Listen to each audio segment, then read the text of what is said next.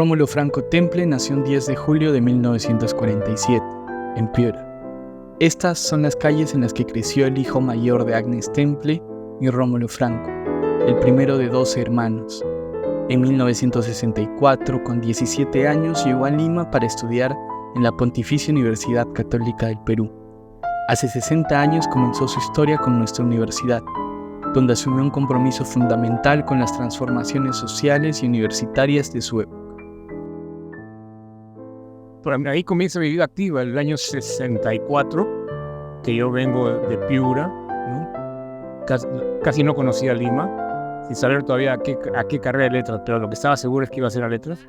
Y ahí comienza mi unión con la católica, porque desde el comienzo me comprometí a fondo. Rómulo ha estado presente y ha estado animando y con cierto protagonismo, porque tengo entendido que fue dirigente estudiantil en un momento.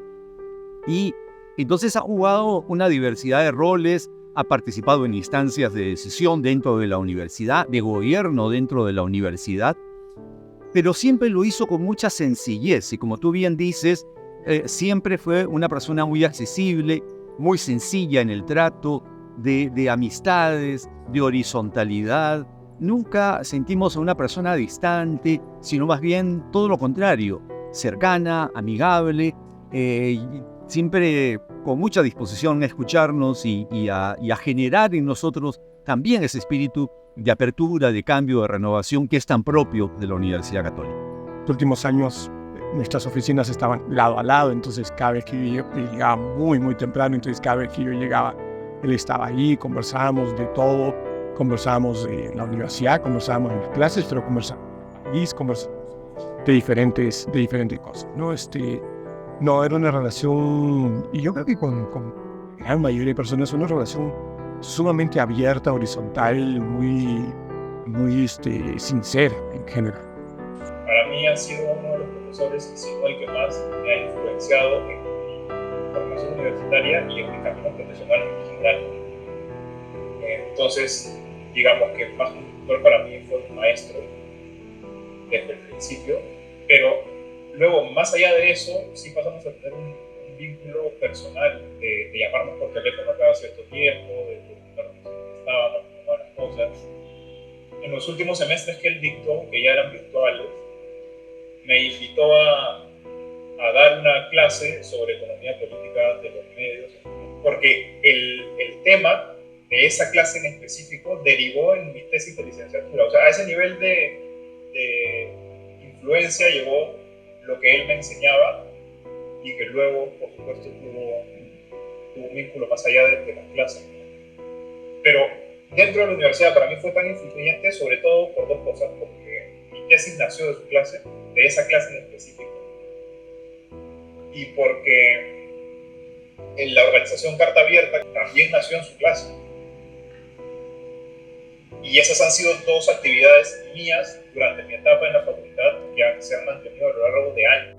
Para contar la historia de la facultad, 25 años después de ser fundada, pensé en Rómulo. Apunté su nombre en mi cuaderno. Quise ser yo el responsable de entrevistarlo y así lo propuse. Comencé a escribir preguntas que me hubiera gustado hacer en alguna de sus clases, muchas de ellas personales. En su momento no las hice porque consideré no relevantes para deontología de la comunicación o ética aplicada a las comunicaciones, como él prefería llamar el curso. Apuntadas en mi libreta buscaban conocer en profundidad a Rómulo, más allá de su rol como profesor o sacerdote, una persona, a mi parecer, genuinamente interesante. Rómulo era muy sencillo, creo que si uno le decía Rómulo, aceptaba normalmente. Yo siempre le decía padre, él se sonreía con eso, ¿no?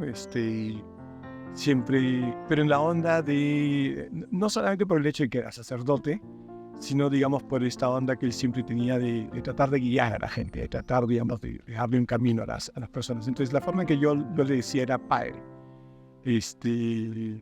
A veces le escribía y le decía padre, y entonces me decía, ya sabía que ibas a ser tú. Y durante algunos años él estuvo en Jaén, trabajando en Jaén, era director del colegio y digamos, él trabajaba en la iglesia allá en Jaén. Y una vez me contó una anécdota que no me acuerdo qué festividad era. No sé, por decir cualquier cosa, el Día de la Madre, el Día del Padre, el día de un aniversario del colegio, alguna festividad que era en el colegio. Y entonces, y bueno, él dio la misa, dio las palabras que tenía que dar, todo lo demás, y se quedó, y, ¿no? Y todo el mundo estaba sentado en el patio, ¿no? Hasta ahí, bueno, estaba ahí contento, tranquilo, como le gustaba a él estar con la gente y todo lo demás. Y dice que de pronto se le acercaron dos personas y le dicen, padre, en realidad todo el mundo está esperando que se vaya a empezar la fiesta. Y que él dijo, pero no, empiecen nomás, ¿no? Y yo dije, pero no, padre, nadie va a empezar la fiesta hasta aquí. Y dice, bueno, pues me tuve que ir, ¿no? Ya que ¿qué vamos a hacer? Me tuve que ir nomás. Y después se enteró que, claro, había habido borrachera, trago, baile, todo. Pero siempre le había parecido muy gracioso y a mí me pareció también muy gracioso eso, ¿no? O sea, la gente la estaba esperando que el padre, que el cura se fuera para empezar la fiesta, ¿no? O sea, para empezar la parte más pagana, quizá, ¿no? Entonces es una anécdota que me contó él con mucha risa. A mí también siempre me da mucha risa y es una anécdota que me hace recordarlo mucho también a él. Rómulo, ¿no? Nunca supe de algún apodo o una forma particular en que él hubiese querido que lo tratemos. De hecho, no recuerdo haber tenido una invitación de ese tipo. Siempre era Rómulo, y Rómulo era nuestra manera de tratar. Soy más bien una persona reservada, más bien tímida. En cambio, el padre Rómulo tenía una facilidad, por ejemplo, ya cuando, por ejemplo, después de una premiación, la gente sale a tomar un cóctel o a brindar, a compartir.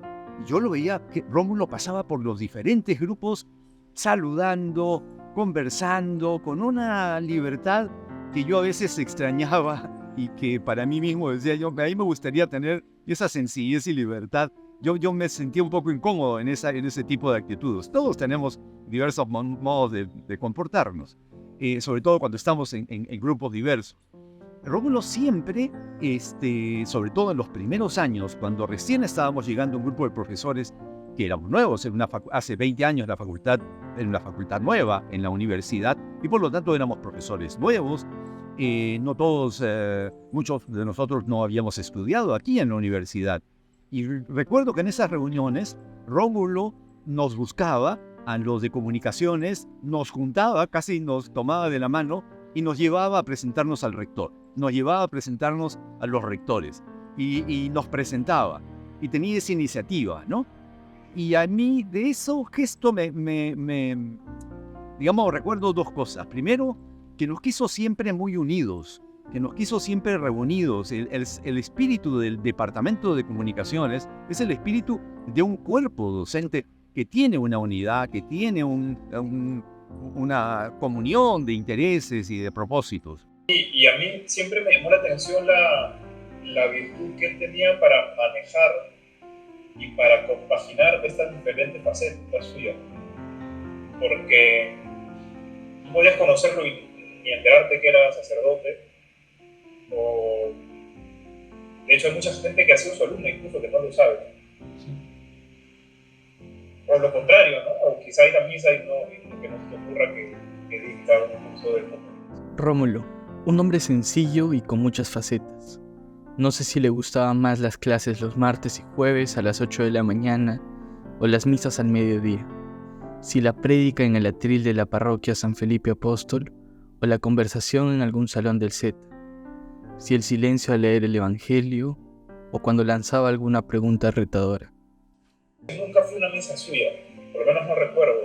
Entonces no tengo ese lado suyo que me hubiese gustado quizá, a pesar por curiosidad, a verlo. Yo sospecho que las dos eran muy importantes para sus diferentes facetas como educador y como sacerdote, pero también creo que el enseñar, por lo menos a la edad que yo ya lo conocí, le da una satisfacción plena al siempre tener estudiantes nuevos. En esa disyuntiva, yo te diría con claridad, yo creo que en esa disyuntiva entre las clases de la mañana o la misa del mediodía, yo creo que las clases de todas maneras. Si me hubieras preguntado la misa en San Felipe, no estaría tan seguro, porque era una misa que le gustaba mucho. Pero digamos, en su labor acá en la universidad, yo creo que las clases y el contacto con las y los alumnos eran centrales para él, ¿no? Eran lo que más le gustaba, o sea, sentirse cercano, sentir digamos, que podía darles algo, que podía ofrecerles algo, era una de las cosas que creo que más le satisfacían a él. Es difícil poner una y otra, pero creo que se movía muy bien en ambas, ¿no? Creo que se movía muy bien en ambas. Yo he tenido oportunidad de escucharlo en clase, he tenido oportunidad de, digamos, participar con él en celebraciones de la Eucaristía, y era un hombre también muy sencillo, de diálogo y de cercanía siempre.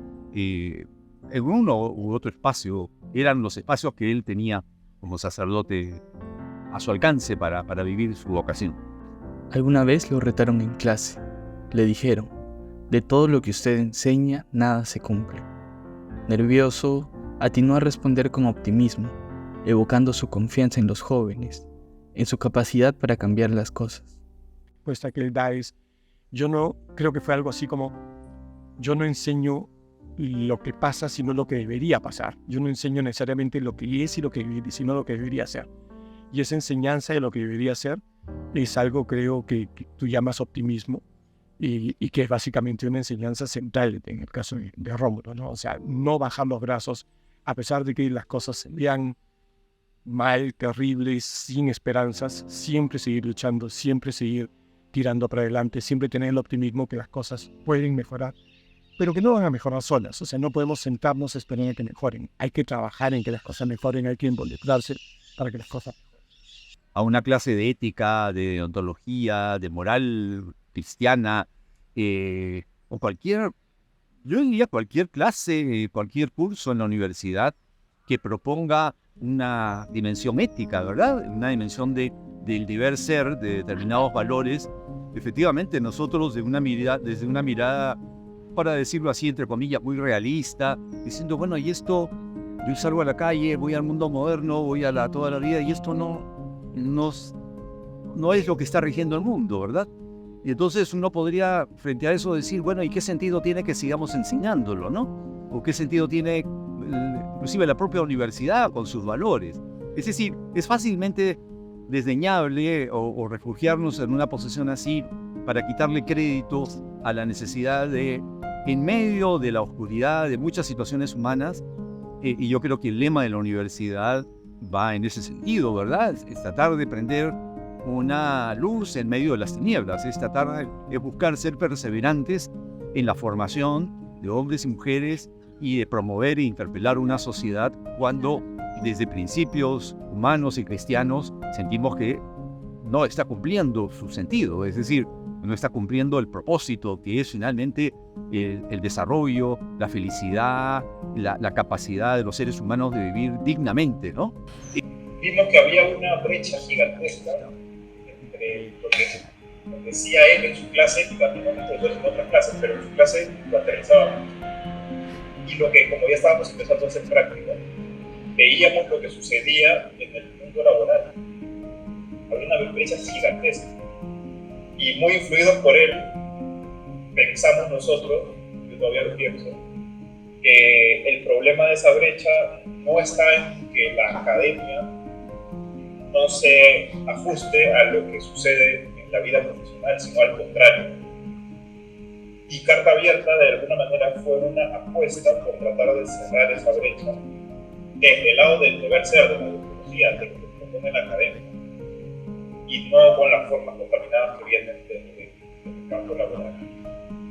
Rómulo ha sido una vida muy interpeladora, ¿no? Ha sido un llamado, una invitación a cada uno de los que lo hemos conocido a preguntarnos efectivamente por qué es importante un curso de ontología, por qué es importante una universidad, por qué es importante formarse en la vida y asimilar y asumir estos valores que son valores fundamentales para la convivencia humana. Yo fui su alumno. Soy de los alumnos que Rómulo posiblemente no recordaba, y él un profesor que siempre voy a recordar. En su clase aprendí muchas cosas, sobre todo que nacemos para cumplir con una vocación, una pasión que no debemos desoír. Tal vez fue en su clase que terminé por convencerme de estudiar comunicaciones, de ser periodista. Así caló en mí Rómulo, como en cientos de sus estudiantes, siempre dispuesto a escuchar y aprender. Esta idea de maestro, ¿no? Esta idea de acompañante de las y los alumnos, ¿no? Digamos, esa es una cosa, creo que es siempre importante. Más allá de las clases, siempre Rómulo estaba cercano a las y los dando espacios y dándole a las y los alumnos también oportunidades para que exploraran nuevas cosas y que ampliaran sus horizontes. Siempre supo darnos a los alumnos insumos que van a ser tan importantes para nuestras carreras que van a lograr que Rómulo siga presente a través de nosotros, de nuestra actividad profesional, de nuestras decisiones profesionales, en general de nuestro camino profesional y quizás personal también. Cerca con una actitud de maestro, de verdadero maestro, ¿no? De docente, pero quien sabe escuchar, ¿no? Yo creo que fue un hombre con una gran capacidad de escucha y eso creo que lo percibían los estudiantes siempre. Esa es una motivación muy bonita que Rómulo siempre animó en su vida y siempre tuvo, me lo decía a mí, en el fondo, la razón de mi presencia en la Universidad Católica es una razón evangelizadora. Eso sí me lo dijo con toda claridad, ¿no? Y en el fondo nuestra motivación, en definitiva, nos encontramos muy en comunión con él, ¿verdad?